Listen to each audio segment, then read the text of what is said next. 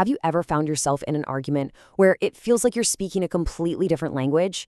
Where no matter what you say, no matter what evidence you bring up, you just can't seem to bridge the gap? It's incredibly frustrating, and we've all been there. So today, we're going to take a journey, not to solve this, but just to observe it, to look at the very structure of belief and see why, once our realities split, they so rarely ever seem to find their way back together. Okay, so let's start with a really common assumption.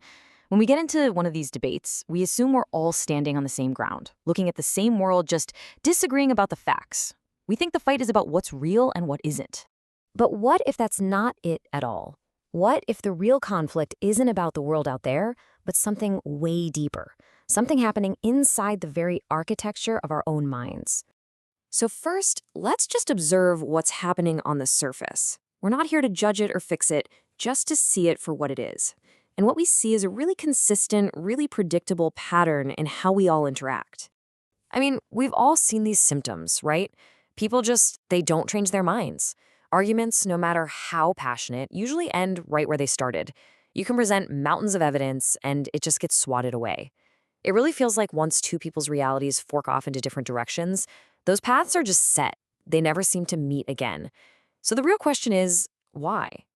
All right, so how do these different realities even begin to form in the first place? Well, it usually isn't some slow, gradual drift. It's more like a sudden, distinct split. It all tends to kick off with a single event that gets interpreted in totally different ways. From that one moment, you get the seeds of separate, coexisting realities. And what's really crucial to see here is that the gap between them doesn't just sit there. It actively gets wider and wider over time.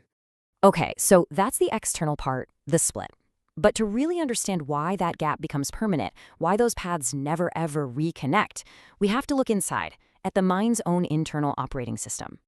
And this brings us to this really core idea called cognitive homeostasis. Now that sounds complicated, but think of it like a thermostat for your brain. Your body works hard to keep a stable temperature, right? Well, your mind is doing the exact same thing, but it's trying to maintain a stable, consistent model of the world. Its number one goal isn't necessarily to be accurate. Its goal is to be coherent.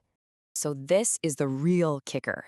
When our mind gets new information, its first instinct isn't to ask, hey, is this true? Should I change my worldview? Nope. Its first question is, how can I make this new piece of information fit with everything I already believe?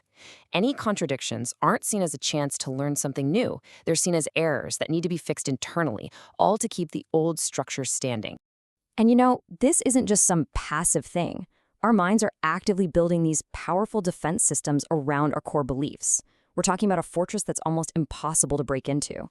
This belief fortress is held up by a super strong 3-layer system. First, there's memory. We literally unconsciously rewrite our own past so it better supports what we believe right now. Second is emotion. The belief gets supercharged with positive feelings, which makes it feel intuitively right. And third, there's social belonging. That belief becomes your ticket into a group, a core part of your identity. And this quote just perfectly captures the whole observation. We keep thinking we can change someone's mind with facts, with information. But we can't. And that's because the belief isn't made of information. It's part of a massive cognitive, emotional, and social structure. You can't just take out a load-bearing wall by telling someone it looks a little crooked. So, what's the end result of all this? What's the consequence of this powerful maintenance system? Well, it's way more than just having a stubborn opinion. It's a fundamental change in how a person even relates to reality itself. You can think of it like the mind goes through a kind of phase change. It can start out as an updating system, where the main goal is to be accurate, and new information is for learning and growing. But once a belief gets walked in by that structure we talked about, the mind can flip a switch and become a maintaining system. Now, the only goal is consistency, and all new information is only used for one thing, to reinforce what's already there. And this is the final stop on our observation. For a mind in this state, reality isn't a flowing river of information to explore anymore.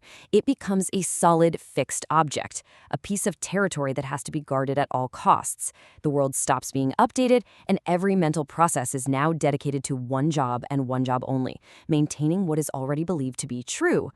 Now, this whole process, from the first split to the final lockdown, it's a structural thing. It's not about being a good or bad person. It's just how our brains seem to be wired. And seeing it this way leaves us with one last really important question we have to ask ourselves. So next time you find yourself in one of those arguments, defending your point of view like your life depends on it, just take a second. What are you really doing in that moment? Are you fighting for a truer, clearer picture of the world? Or are you just protecting the consistency of the one you've already built for yourself?